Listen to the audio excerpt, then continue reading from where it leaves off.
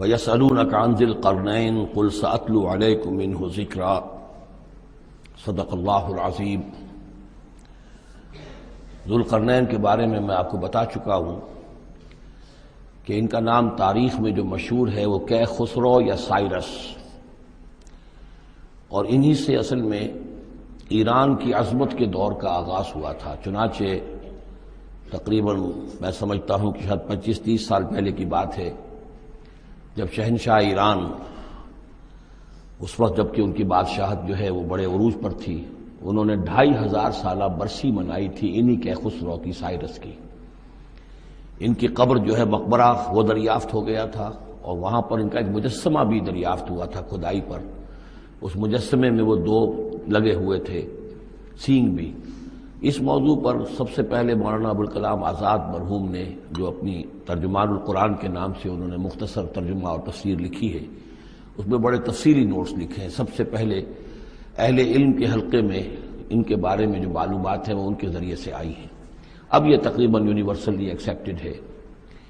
پھر سوال پیدا ہوتا ہے کہ ان سے کیا دلچسپی یہود کو تھی، تو وہ بھی سمجھ لیجئے کہ نبوکدنضر نے 587 قبل مسیح میں حملہ کیا تھا فلسطین پر، اور نبوکدنضر عراق کا بادشاہ تھا۔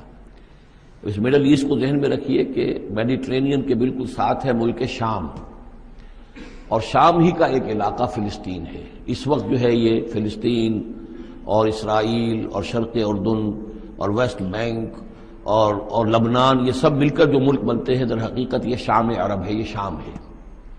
پھر اس کے مشرق میں یہ عراق عرب یا عراق ہے، اور اس کے مشرق میں پھر ایران ہے۔ تو عراق کا بادشاہ تھا جس نے حملہ کیا تھا یروشلم پر، تباہ و برباد کیا، اور ان کو قیدی بنا کر لے گیا۔ کیپٹیوٹی کا دور ان کا تقریباً 150 برس کا ہے۔ لیکن اس عرصے میں ایران میں یہ شخصیت ابھری، کیخسرو کی یا سائرس کی۔ اس نے پھر فتوحات کا دائرہ شروع کیا، تو سب سے پہلے عراق کو فتح کیا، بیبیلونیا کو، اور یہاں پر جو یہ اسیر تھے یہودی، ان کو اجازت دے دی کہ تم واپس جاؤ، اپنا یروشلم آزاد کرو، اپنے جا کر آباد کر لو دوبارہ۔ تو گویا کہ یہ محسن ہیں ان کے، ذوالقرنین جو ہے ان کے محسن ہیں، جن کی وجہ سے کہ جن کے ذریعے سے اللہ تعالیٰ نے انہیں بیبیلونیا یعنی عراق کی کیپٹیوٹی، جو ان کی اسارت کا دور تھا، اس کو ختم کیا، آزادی ملی، اور پھر یہ واپس آئے۔ حضرت عزیر علیہ السلام کے ساتھ قافلہ آیا ہے، اور وہ تقریباً پھر انہوں نے آ کر یہاں اثر نو اس شہر کو بھی آباد کیا، اور ہیکل جو ہے حضرت سلیمان علیہ السلام کا بنایا ہوا جو وہ عبادت خانہ تھا، اس کو دوبارہ تعمیر کیا۔ اس اعتبار سے ذوالقرنین جو ہے وہ ان کی تاریخ میں ایک معروف شخصیت ہے۔ تاریخ سے معلوم ہوتا ہے کہ انہوں نے پھر ایران کی پہلی حکومت کو کنسولیڈیٹ کر کے پارس اور مادہ کو ملا کر ایک سلطنت ایران بنائی۔ پھر ان کی فتوحات کے 3 دائرے ہیں۔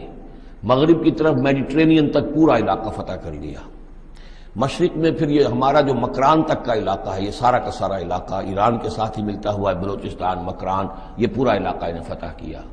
ایک مہم ان کی شمال کی طرف گئی، بحیرہ کیسپین جو ہے، اور ادھر سے جو وہ بلیک سی ہے، بحیرہ اسود، ان دونوں کے درمیان جو پہاڑی سلسلے ہیں، یہ شمال کی طرف جو ہے تیسری مہم گئی۔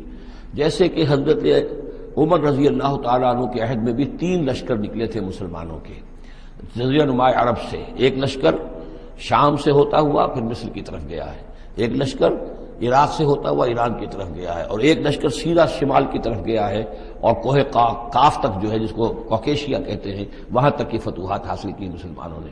تو تقریباً یہی سمجھیے کہ ایک بلو پرنٹ تھا، جو کہ یعنی ہمارے اس دور خلافت راشدہ سے جو سمجھیے کہ لگ بھگ کوئی 2000 سال قبل جو ہے یہ واقعہ پیش آیا ہے، یا بلکہ اس سے کم، کوئی 1500 سال قبل یہ واقعہ پیش آیا ہے، اور یہ ذوالقرنین جو ہے یہ یہاں پر ایک بڑی عظیم سلطنت کے بانی بنے، لیکن نیک آدمی تھے۔ اور معلوم یہ ہوتا ہے کہ یہ اصل میں جو کہانیاں ہیں، یہ ان کے داستانیں ہیں کہ ان کو قتل کیا جانا تھا۔ یہ کہیں شہزادے تھے کسی چھوٹی سی مملکت کے، اور وہاں سے ان کو کسی نے بچایا کسی طریقے سے، اور پھر یہ صحرا میں رہے روپوش، اور وہاں کسی نبی کی تعلیم سے ان کو آشنائی ہوئی ہے۔ ہو سکتا ہے کوئی اسرائیلی نبی ہی کی تعلیم ہو، یہ بھی ہو سکتا ہے کہ زرتشت جو ہیں وہ بھی کوئی اللہ کے نبی ہوں اور ان کی تعلیم ان تک پہنچی ہو، لیکن خود ان کا کردار جو قرآن پیش کر رہا ہے وہ بہت ایک نیک، مومن، صالح، ایک بندہ مومن، اس کا کردار ہے۔ یہ کردار جو ہے کسی بھی درجے میں 1% بھی جو ہے وہ کسی اور دوسرے فاتح پر یا کسی اور حکمران کے اوپر، جنہیں بھی ہم جانتے ہیں تاریخی اعتبار سے، ان پر منطبق نہیں ہوتا. یہ انہی کی شخصیت ہے. وَيَسْأَلُونَكَ عَنِ ذِي الْقَرْنَيْنِ، اور اے نبی آپ سے پوچھ رہے ہیں ذوالقرنین کے بارے میں. قُلْ سَأَتْلُو عَلَيْكُم مِّنْهُ ذِكْرًا، ان سے کہیے میں عنقریب تمہیں اس کے بارے میں کچھ حالات بتاتا ہوں.